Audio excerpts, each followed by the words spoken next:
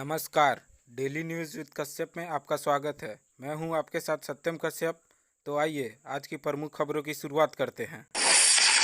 गुजरात में पीएम मोदी ने किया रेलवे परियोजनाओं का उद्घाटन। प्रधानमंत्री नरेंद्र मोदी ने गुजरात के गांधीनगर के नए रेलवे स्टेशन का उद्घाटन किए। यह देश का पहला रीडेवलप रेलवे स्टेशन है और यहाँ यात्रियों को एयरपोर्ट जैसी कई सुविधा मिलेगी। कोरोना के कारण रेलवे स्टेशन का उद्घाटन समारोह डिजिटल तरीके से आयोजित किया गया। इस कार्यक्रम में गुजरात के सीएम विजय रूपानी, केंद्रीय गृह मंत्री अमित शाह भी मौजूद रहे। इसके साथ ही पीएम मोदी ने अहमदाबाद साइंस सिटी में 3 नई परियोजनाओं का उद्घाटन किए।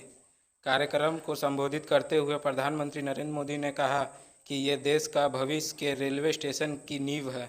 गांधीनगर रेलवे स्टेशन अब आधुनिक हवाई अड्डों की तरह है। इसमें विश्व स्तरीय सुविधा को शामिल किया गया है। यह अब एक विकलांग अनुकूल स्टेशन है जिसमें एक विशेष ticket booking counter, ramp, lift और समर्पित पार्किंग की जगह भी है। स्टेशन के एक 5 सितारा होटल भी होगा जो एक निजी स्थानों द्वारा चलाया जाएगा और पूरी इमारत का निर्माण ग्रीन बिल्डिंग सुविधा के लिए किया गया है। इसमें 71 करोड़ की लागत लगाई गई है।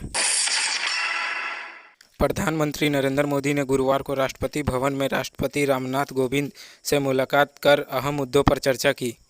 राष्ट्रपति भवन द्वारा ट्वीट करते हुए बताया गया, प्रधानमंत्री नरेंद्र मोदी ने राष्ट्रपति भवन में राष्ट्रपति कोविंद से मुलाकात की और उन्होंने महत्वपूर्ण मुद्दों की जानकारी दी। संसद का मानसून सत्र 19 जुलाई से शुरू होने से कुछ दिन पहले प्रधानमंत्री और राष्ट्रपति के बीच यह बैठक देखी गई। इससे पहले गुरुवार को प्रधानमंत्री मोदी ने वाराणसी में 1500 करोड़ रुपए का अधिक की विभिन्न विकास परियोजनाओं का उद्घाटन किया। प्रधानमंत्री द्वारा आज जिन प्रमुख परियोजनाओं का उद्घाटन किया गया उनमें गौधौलिया में बहुस्तरीय पार्किंग, पर्यटन विकास के लिए रो वेसल और वाराणसी गाजीपुर राजमार्ग पर 3 लेन फ्लाईओवर पुल शामिल है। प्रधानमंत्री नरेंद्र मोदी ने ये भी घोषणा की कि देश में कृषि बुनियादी ढांचे के आधुनिकीकरण के लिए केंद्र सरकार द्वारा 1 लाख करोड़ रुपए का विशेष कोष स्थापित किया गया है। केंद्रीय मंत्री अमित शाह ने कहा, सहकारिता क्षेत्र को सशक्त बनाने के लिए काम करेगी मोदी सरकार। केंद्रीय गृह मंत्री अमित शाह ने गुरुवार को कहा कि मोदी सरकार सहकारिता क्षेत्र को सशक्त बनाने, इससे जुड़े करोड़ों लोगों के जीवन में सकारात्मक बदलाव लाने के लिए संकल्प के साथ काम करेगी। प्रधानमंत्री नरेंद्र मोदी द्वारा अपने मंत्रियों के विभाग को फिर से आवंटित किए जाने के एक सप्ताह बाद सहकार भारती के एक प्रतिनिधि मंडल से मिलने के बाद शाह ने यह बात कही। शाह को नवगठित सहकारिता मंत्रालय की जिम्मेदारी दी गई। शाह ने ट्वीट किया, सहकार भारती के राष्ट्रीय अध्यक्ष रमेश वैद के नेतृत्व में इसका प्रतिनिधि मंडल से भेंट की। प्रधानमंत्री नरेंद्र मोदी के मार्गदर्शन में सहकारिता क्षेत्र को सशक्त कर इससे जुड़े करोड़ों लोगों के जीवन से सकारात्मक बदलाव लाने के लिए हमें संकल्पित भावना से काम करना है। सहकार समितियों के अनुसार यह सहकारी समितियों का एकमात्र अखिल भारतीय संगठन है। यह ग्रामीण और शहरी दोनों क्षेत्रों में सहकारी समितियों का एक मजबूत और समर्पित स्वर्ग और सहकारी समितियों की एक श्रृंखला बनाने की परिकल्पना करता है जो सहकारी आंदोलन के ज्ञान का प्रसार करेगा। केंद्रीय मंत्री बोले, इमरान खान अपने देश में आतंकी ठिकानों से अच्छी तरह है वाकिफ, आरएसएस को दोष देना गलत। भारत पाकिस्तान संबंधों पर इमरान खान की प्रतिक्रिया पर केंद्रीय मंत्री कौशल किशोर ने कहा कि आतंकवाद की जड़ पाकिस्तान में है। इमरान खान अपने देश में आतंकी ठिकानों से अच्छी तरह वाकिफ हैं। आरएसएस को दोष देना में कोई दम नहीं है। ये उनका अनावश्यक बयान है।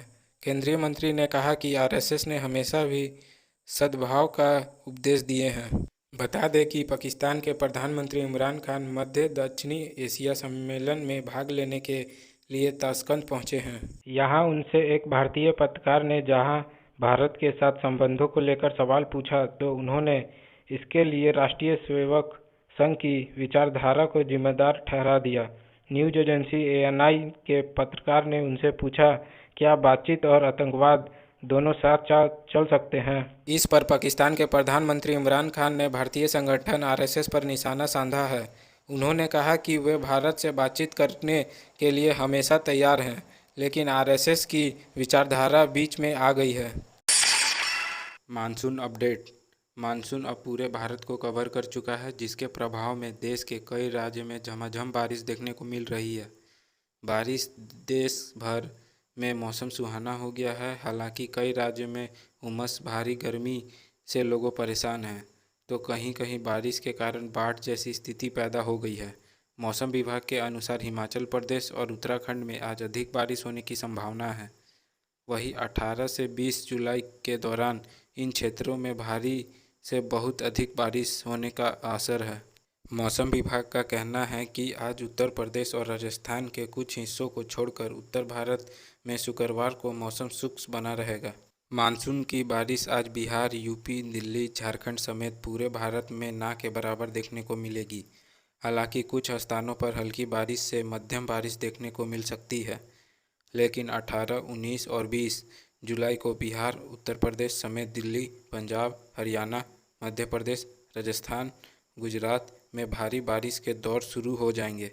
मुंबई में बीते दिनों से लगातार चल रही जोरदार बारिश से सड़कों पर पानी भर गया है।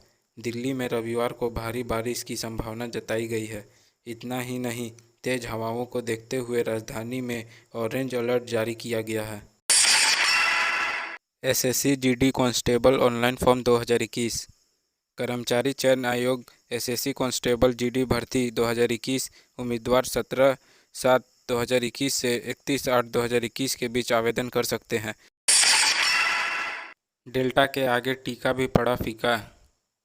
कोरोना वैक्सीन की कम से कम एक या फिर दोनों डोज लेने के बाद भी संक्रमित होने वाले 80% लोगों डेल्टा वेरिएंट के शिकार हुए थे।